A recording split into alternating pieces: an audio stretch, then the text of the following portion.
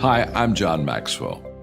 When the top companies in the world are looking for trainers, speakers, and coaches, there's one name that stands above the rest, and that's Maxwell Leadership.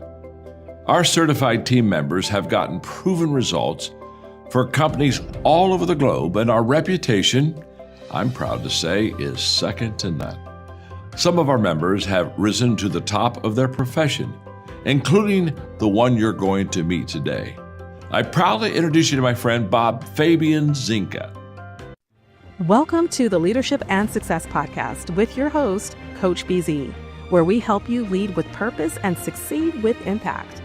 If you're ready to grow into the kind of leader others want to follow, this podcast is for you. If you're determined to elevate your success and leave a lasting legacy, this podcast is for you. As my mentor, Dr. John C. Maxwell reminds us, everything rises and falls on leadership. Our goal is simple: to inspire you, challenge you, and equip you with insights that can transform the trajectory of your leadership journey. Welcome aboard to another episode of the Leadership and Success Podcast with Coach BZ.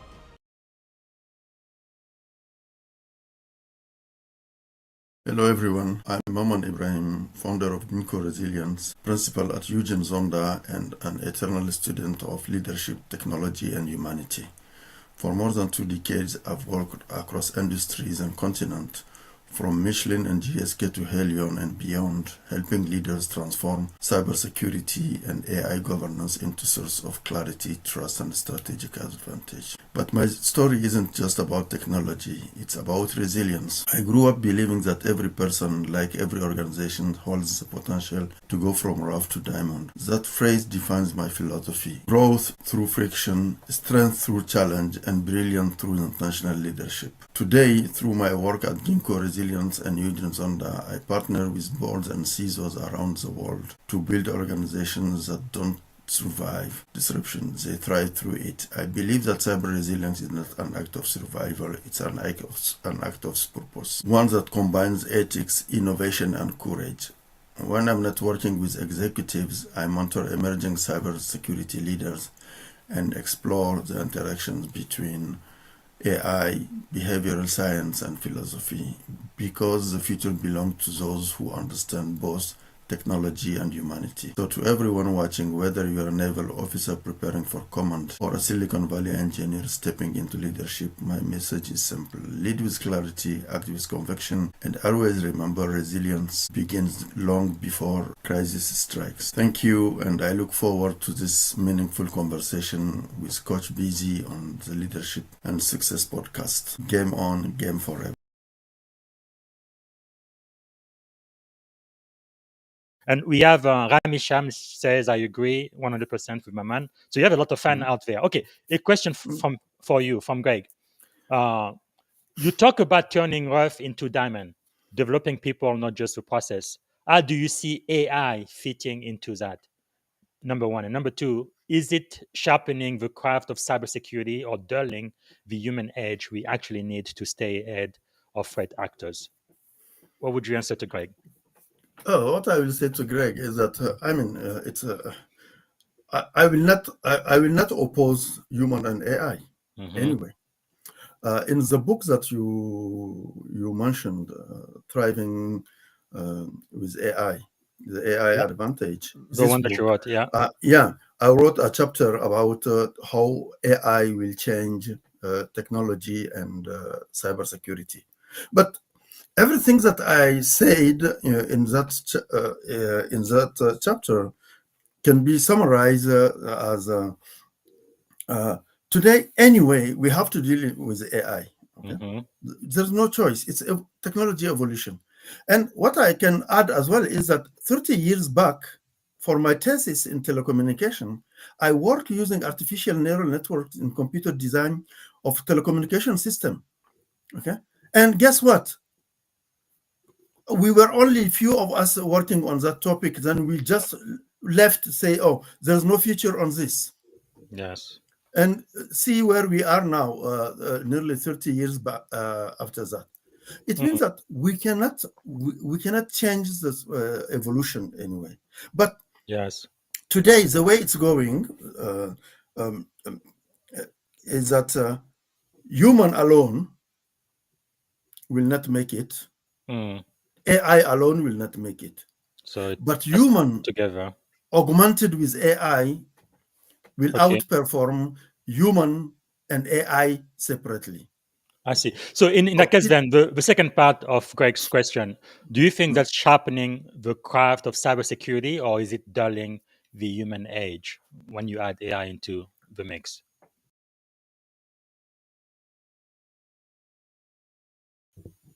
Hey everyone, this is Coach Busy. Very glad to be here. If you want to get Maman's answer to that question, watch the full episode. That's season 4, episode 99. That was with Maman Ibrahim. And I'd like for everyone to go ahead and purchase this book, The AI Advantage, Thriving Within Civilization Next Big Disruption. He co-wrote this book with 32 other authors. And before we get any further, I'm reminded for our moment of gratitude, as it is our custom. So if you would, this will only take a moment. Go ahead and maybe close your eyes and take a deep breath and think about one thing you are grateful for today. Almost every day when I wake up, I am always grateful for life. I'm grateful that I am still here. I may be going through a lot of challenges, but I am still here. I may be battered, but I am still here. I may be defeated, but I am still here, which means there is hope for me, right? Which means that my tomorrow can be different than my today, if only I don't give up. So I am very grateful today that I am still alive. I am grateful that I live in Silicon Valley in the United States of America. I still believe the best country in the world. And I really believe that my tomorrow can be so much better than my today and my yesterday. So that's why I'm grateful. So if you would type into the comment, what are you grateful for? So what we're going to do today, I am going to play, we're first going to do this in English, and then I'm going to do this all over again in French, which is Maman and my native language. So we're going to play 2 AI video about 5 minutes each. So it's going to be a 10-minute AI recap of the hour-long conversation I had with Maman. So I am going to play those, and then I'm going to play one more teaser from the hour-long episode leadership conversation I had with Maman, and that's going to be the end. Again, I encourage everyone to please go and watch the full episode, season 4, episode 99. And in the meantime, if you have a question for me, please type it in the comment. I also would like to know where you are watching us from, what city, what state. And also, I would appreciate it if you could tag someone and have somebody else watch the show if you believe it's going to add value to them. So like the post and repost in your feed and rate the podcast. I really do appreciate that. Okay, here we go to the first AI video. You know, in a world that's just completely obsessed with tech, we're going to do something a little different. We're going to explore the timeless wisdom of this really unique leader, Maman Ibrahim. He's a cybersecurity executive, sure, but he's also a philosopher. And today, we're going to unpack his incredibly powerful principles on things like humanity, resilience, and, well, purpose. And this quote right here, it just sets the stage perfectly. See, Ibrahim isn't just talking about, protecting computer systems. He's asking a much bigger question. Why are we even doing it? He's basically reframing resilience. It's not just a defensive reaction anymore. Nope. It's a proactive, mission-driven choice. And that's a really powerful shift, right? It connects whatever work we do every day to a much, much deeper sense of meaning. So who is the man behind these big ideas? Well, Maman Ibrahim, he isn't just some expert in AI governance or cybersecurity. People describe him as a philosopher of resilience. And you get the sense that his deep calm, his conviction, it all comes from this truly remarkable life journey that has shaped his entire way of seeing the world.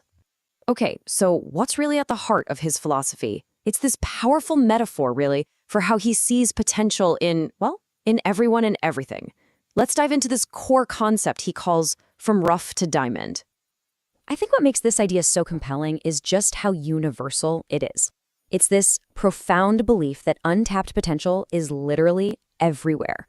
This isn't about finding perfect people, not at all.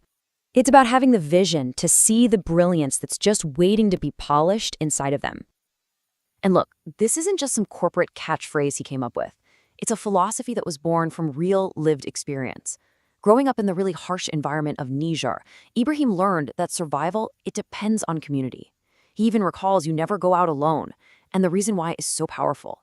It's because the person that society might overlook, that might be the very person who helps you get home. I mean, that's a direct lesson in psychological safety, isn't it? It's about creating an environment where every single voice matters, because you truly never know where the next life-saving idea is going to come from. So what this all really boils down to is this belief that a leader's number one job is to be a talent scout for the human spirit. Isn't that just a fascinating way to think about it? It's about cultivating people, right? Seeing their potential long before anyone else does, and really understanding that every single person adds something to the collective journey. Okay, so that's the philosophy, but how does it actually translate into action? Let's take a look at how this way of thinking leads to a leadership style that pretty much flattens those traditional power structures we're all so used to. Wow, this is just such a powerful statement on respect. For Ibrahim, authentic leadership, it doesn't come from a title. It's not about where you are on an org chart. No, it's built on genuine human connection and this unwavering belief that dignity is universal. True influence, he'd say, comes from respect, not from your rank. And he really pushes back against this common idea that we have to balance our human side with our technical work. Ibrahim's perspective is way different. He says people are always the most important thing. You don't just set your humanity aside to do your job. You bring it with you. It's the foundation for everything else. And this deep respect for every individual, it's way more than just a nice idea.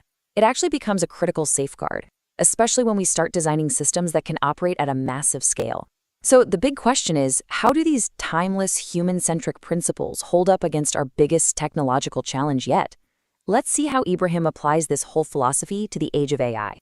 He frames the AI challenge with just perfect clarity. On one hand, you've got this incredible opportunity with AI-driven defense, but on the other hand, you have the very real growing threat of AI-driven attacks. This duality, this two-sided coin, means we can't just dive in head first. We absolutely need a responsible, structured framework for how we lead. And here it is. This is his framework for navigating that challenge. He proposes this three-part approach to what he calls responsible AI, and it makes so much sense. It all starts with a foundation of ethics. From there, you build the technology on top of it, and then finally, you wrap the whole thing in governance, making sure that what we're creating actually serves and aligns with our shared human values. I mean, this quote just captures his ultimate vision perfectly.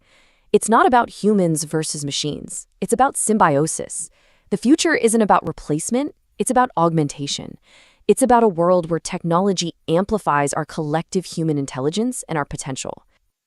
Okay, so we've talked about the philosophy, the action, and the application. But what's the one core mindset that ties all of these powerful ideas together? What's the foundation for all of it? When he was asked to just distill everything down to a single word, Ibrahim's answer gets right to the very heart of his entire philosophy. Any guesses what it might be? Authenticity. It's as simple as that. Leadership isn't about the authority your title gives you. Not at all. It's about the influence your character earns. Just like he says, titles fade, but authenticity stays.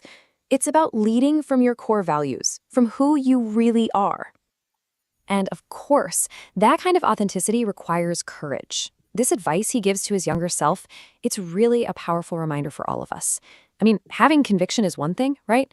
But putting that conviction into motion, being bold about it, that's what creates real impact. So what does this authentic mindset actually look like in practice, day to day? Well, it's about staying teachable. Because let's be honest, leaders who stop learning, they stop leading. It also means debriefing failures quickly, sharing what you know to multiply your impact, and of course, always leading with humanity.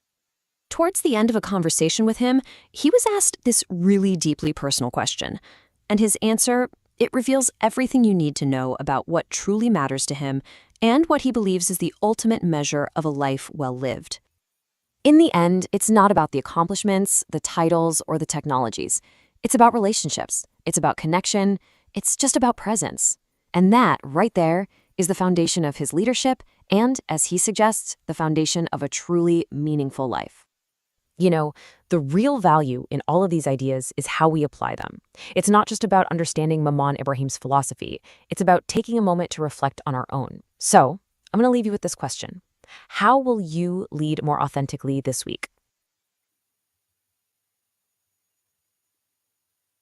Today, we're diving into leadership that's about more than just titles. It's about clarity, courage, and genuine connection. Think about how Maman Ibrahim went from the deserts of Niger to becoming a global thought leader in cybersecurity and AI governance.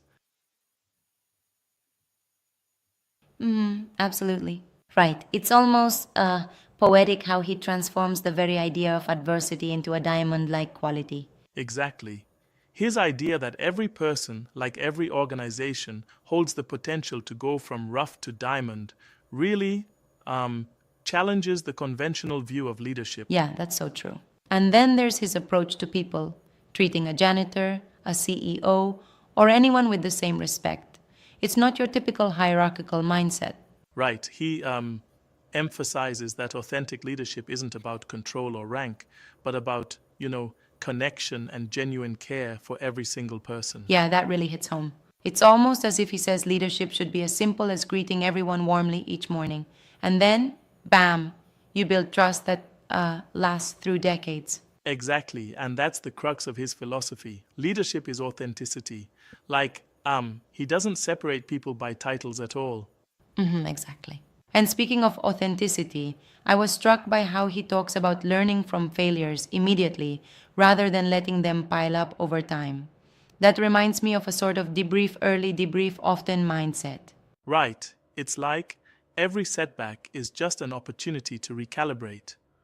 I mean, he admitted, I've failed many times, yet never waited years to learn from his mistakes, which is an incredible lesson for us all. Yeah, that's really valuable. And then there's this whole connection to cybersecurity and ethics, where he says that cyber resilience is not just survival, but an act of purpose. Absolutely. It's as if technology becomes an extension of ethical leadership. Precisely. His emphasis on responsible AI governance, balancing ethics with robust technical security, really speaks to today's challenges in tech. Yeah, he lays it out in 3 layers: ethics, technology, and governance. It's like he's saying if we don't ground our innovations with integrity, we're just building castles in the air. I get that. But, don't you think sometimes that mix of technical mastery and soft skills might be a bit idealistic in high-pressure environments? That's a good point. I mean, while it's challenging to integrate both seamlessly, Maman's own journey from harsh realities of Niger to global boardrooms proves it can be done. Yeah, that resilience is inspiring. It's like he really transforms every challenge into a resource. He mentors everyone, whether it's nurses transitioning into cybersecurity or non-technicals stepping into tech roles. True mentorship really does multiply leadership. And that idea of mentoring is so critical. Leaders, whether military officers or tech professionals, often miss this simple truth. Everyone has potential waiting to be unlocked. Absolutely. He's all about seeing diamonds where others see rocks. That's not just poetic, it's a powerful call to nurture latent talent regardless of background. Right on? Something else I loved was his view on AI, where he points out that while AI is transforming cybersecurity, it's not replacing the human element. In fact, he believes that human together, augmented with AI, will outperform either alone. Yeah, it's like he's challenging that cold, impersonal view of technology. Instead, he envisions a future where empathy and technical prowess are intertwined. Exactly right. And when it comes to ethics, he pushes hard for fairness, transparency, and accountability, something that resonates with what we need in our tech-driven era. For sure. There's a lesson here for every leader out there. Before launching any initiative, ask yourself if it aligns with your core values and public conscience. Right. And he even ties in the idea of the UN Sustainable Development Goals, reminding us that technical innovation must also advance human rights and responsibility. Yeah, that broader perspective is critical. I also love how he talks about continuous learning. Every day, I learn something new, he says. It's almost like a mantra for staying humble and ready to grow in every circumstance. Exactly. It's a reminder to never stop being a student of life, whether you're in cybersecurity or any other field. That's spot on. And what really ties it all together is that leadership for him is not about prestige or power. It's about service, a quiet form of influence that speaks louder than authority ever could. Right, it's more about being present than being at the top. Yeah, his answer to what he'd do with one day left, just gathering with loved ones, sharing presence without words, really encapsulates that gentle yet powerful form of leadership. Totally.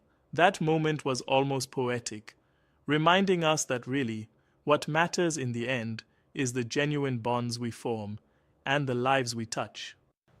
Truly moving. And then there's his approach to failure, not as a permanent mark, but as a perspective based lesson.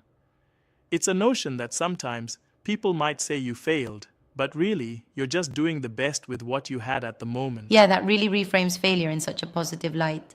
I especially appreciate his timeless advice for aspiring leaders. Be bold, be authentic, and share your knowledge freely. That kind of courage and humility is needed more than ever. Absolutely. It's like he's saying that leadership isn't just what you do, it's who you are. And with AI and evolving technology, this human touch becomes Right, even human more connection critical. is irreplaceable. But here's a thought. Don't you think in today's hyper digital world, balancing this human element with rapid technological advancements is a tall order? That's a fair challenge. I mean, it's not easy to integrate empathy seamlessly with cutting edge tech. But Maman Ibrahim shows that when you ground your technological strategies in ethics and genuine care, you actually fortify trust and resilience. That's a good counterpoint. Exactly. And his insistence on treating every single person with respect, whether it's a frontline worker or a board executive, preaches a powerful lesson for Right all on. leaders. That's the kind of universal leadership that bridges gaps. I also noticed how his journey from a harsh environment in Niger to global influence reinforces the truth that adversity is a foundation for growth. It's like your struggles can eventually polish you into a diamond. Precisely, and that whole concept is a call to see potential in ourselves and others, even when circumstances are challenging. Absolutely. And as we wrap up, the big takeaway is clear. Leadership is an act of purpose, a mix of human connection, ethical innovation, and continuous learning. It's about forging a legacy that's built not on control, but on authentic Right, influence. a legacy that truly matters. I think this conversation really underlines how, whether on the front lines of cybersecurity or in everyday leadership, the human element remains at the core of effective resilience. Absolutely. And remember, every one of us can lead from where we are by practicing empathy, staying curious, and always being willing to mentor and learn. Exactly. Here's to all the leaders out there. Grab those rough edges and, polish them into diamonds. Well said. Keep leading with clarity, courage, and control, and let every challenge refine your brilliance.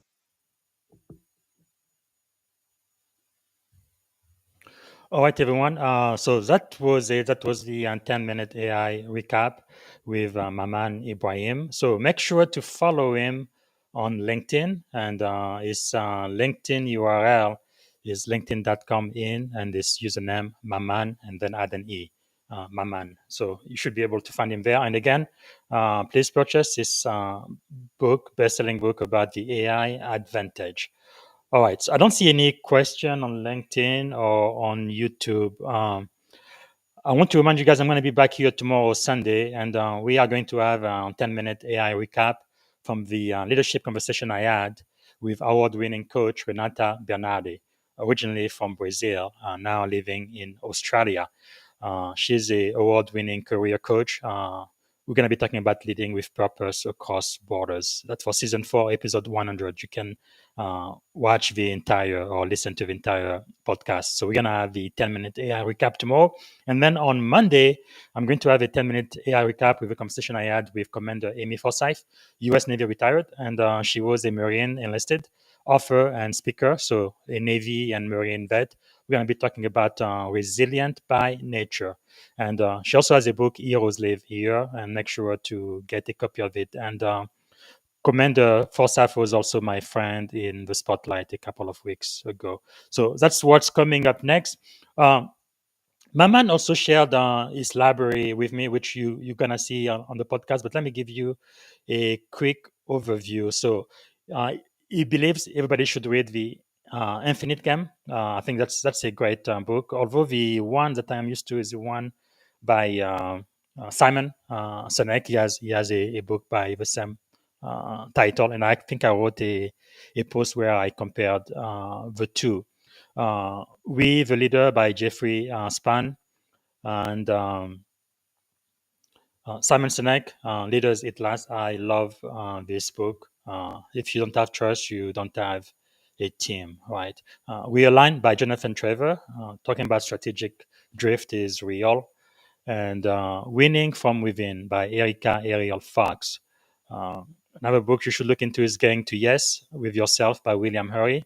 So one of the most challenging negotiation really is with yourself, not with others. And Negotiating the Non-Negotiable by Daniel Shapiro.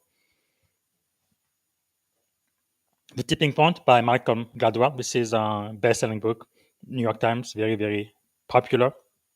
You need to learn how to leverage small changes for outsized impact. And Auditing at the Speed of Risk with Agile Continuous Audit Plan by Norman Marks. And he also recommends how to measure anything in cybersecurity. As a matter of fact, I believe I will have the author of this book on the podcast soon. We are trying to figure out which date. So you don't want to miss it. I will announce it as soon as we confirm the date. But he really teaches you how to measure anything, including cybersecurity risk. And I think it's okay. This is library. So what I'm gonna do now is I am going to play one more highlight from the conversation I had with Maman, and that's going to end the show for today. And then I'm gonna come right back, and we're gonna do this show all over again, but this time for my French-speaking audience. So it's gonna be all in French. All right. See you in just a minute. Very, very powerful. Always. So if you had one and only one day to live, what would you have liked your final contribution to be? If I have only one day. day to live, Final contribution. If it's true that it's the only day, it's the last day, then I will reach out to the people that I love to have them with me this last day. We just sit. You see, sometime when I was growing up, sometime with some mentors or with some family members, with people that I love really, we just sit. Loving someone is just being able to sit with the person without a word for days. You don't need to talk a lot. We don't need to, no. You are just there. And you feel good, you feel safe. That's what I will do. I will put together all the people that I love and we sit. Whether we talk or not, it doesn't matter. We are just sitting together, and then when you look right, you see one, the other one is at left, and all this, that's it. Yeah. Yes. That's it. Thank you for tuning in to the Leadership and Success Podcast with your host, Coach BZ. If today's episode added value to your leadership journey, be sure to subscribe, share, and join us again for more wisdom nuggets on how to lead better and achieve greater success. Remember, leadership is the most critical skill of our time. The world will always need leaders to inspire others, drive innovation, and execute meaningful strategy. So why not count yourself among the bold leaders shaping the 21st century? Until next time, stay inspired, stay committed, and keep leading with excellence.